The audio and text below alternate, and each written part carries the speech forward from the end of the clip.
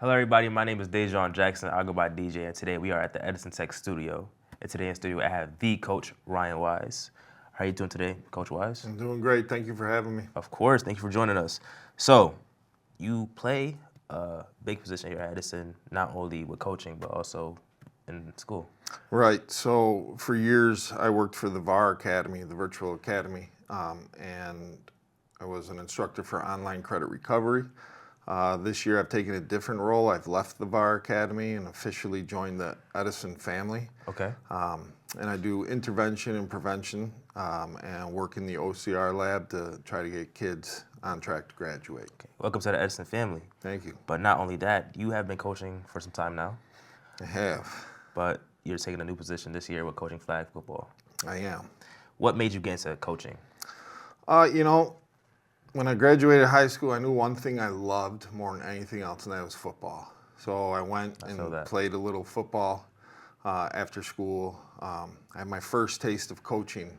There was a position available for youth coaching, and they needed a head coach, and I was 18 years old, and I took that position, and I had a ball with it. And it was from that moment on, I knew that coaching was the way I wanted to go. Okay.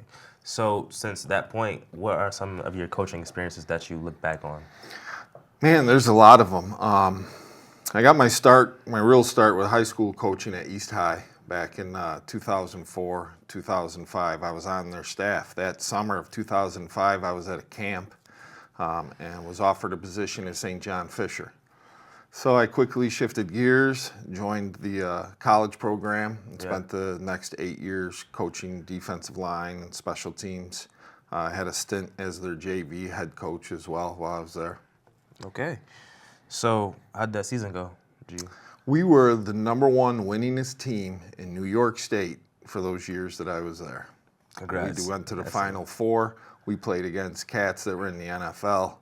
Had to coach against them, and we did a good job too. Wow. Went to the playoffs a few times, won a bunch of ECAC bowl games as well. We were always in the postseason, whether it was for the NCAAs or the ECACs while I was there. We were never had a losing team. I've never had 25 years coaching. I've never had a losing season. Wow. Congratulations on that. Thank you. That's a big achievement. So in those 25 years, what are some of your favorite things about coaching the youth? I just love the relationships I get to build with them, the connections we can make, being a positive role model, and just being someone that kids can trust. Yes. Know that at the end of the day, I've always got their back. I'm always there for them. So moving into the flag football, at Edison's flag football, what are some of your hopes for this flag football season? I'm trying to build a certain type of program. Okay. The one thing that's always stayed consistent coaching men's football are the kind of activities, the drills, the independent periods, the team periods, things like that. And that's what I'm trying to bring here to build this program, build a reputation for us. And I know, this is our 4th year with Edison flag football. So it's a big change for some of the players that are returning, but everybody's been grasping it really well, and coaches are on board. I hope they see my vision, what I'm trying to do with the team. Yeah. So I know you spoke a little bit about men's football. Mm-hmm. How different are the environments between men's football and girls' flag football? It's very different, right? So my limited experience of coaching females is youth girls basketball, right?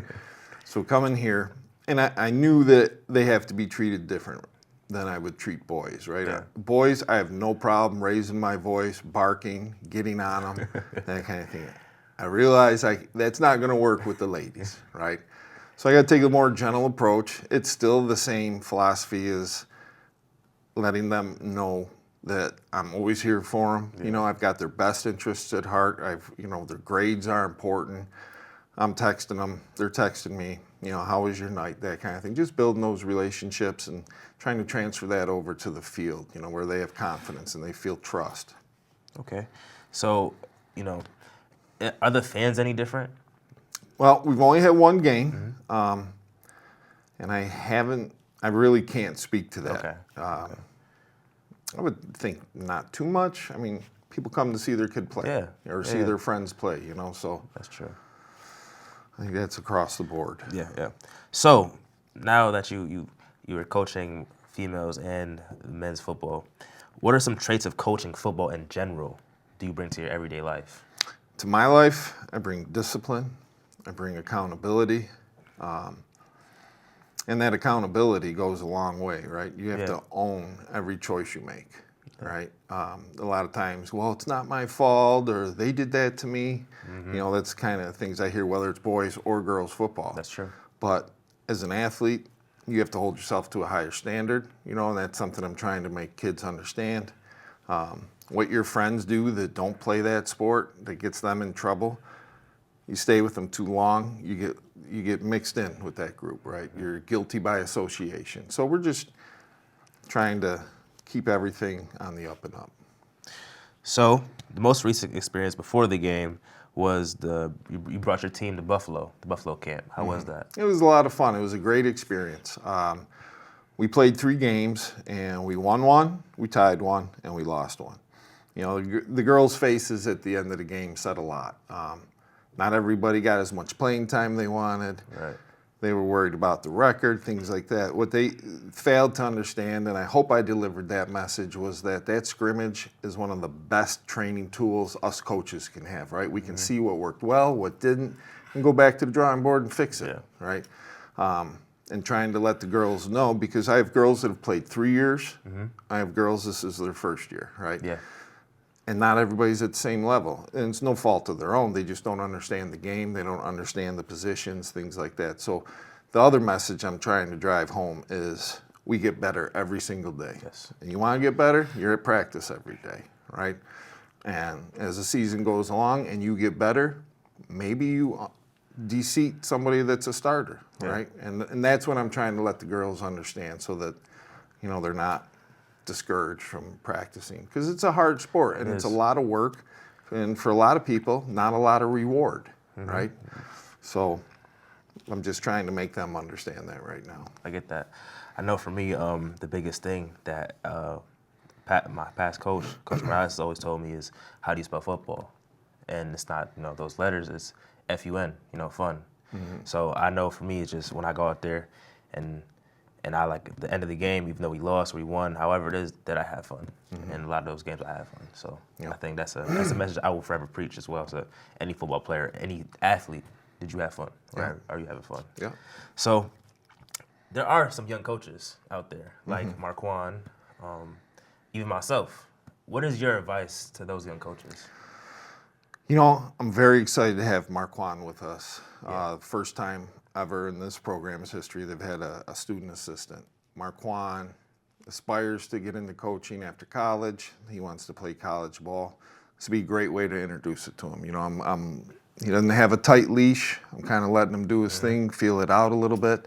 But I think it's a great starting point. Like, for myself, I look back, if I hadn't been offered that youth football coaching job when I was 18, you know, I may not have gotten into it. I may not have realized how much I love it, because it's a grind. It really is.